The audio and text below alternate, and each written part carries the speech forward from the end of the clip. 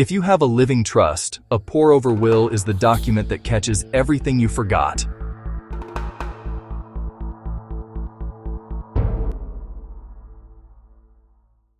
Most people who set up a revocable living trust focus on funding it during their lifetime. They transfer bank accounts, real estate, and investment accounts into the trust. But life is busy. People forget assets, new accounts get opened, property gets acquired and never titled correctly. A pour-over will is the safety net for everything that falls through. A pour-over will is a standard Florida will with one specific purpose. It directs that any assets still in your probate estate at death get transferred to your existing trust.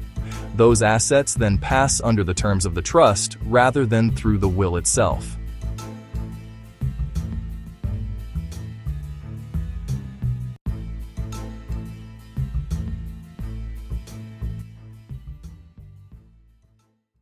Florida Statute 732.513 authorizes this arrangement. It allows a valid devise to be made directly to the trustee of a trust identified in the will. The trust must already exist when the will is signed, or be signed at the same time.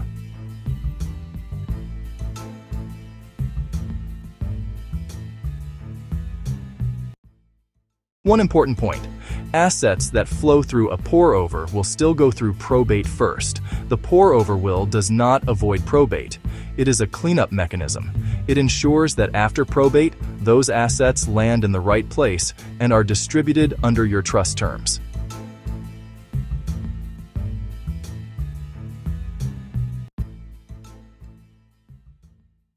The pour-over will must be executed exactly like any other Florida will under Florida Statute 732.502.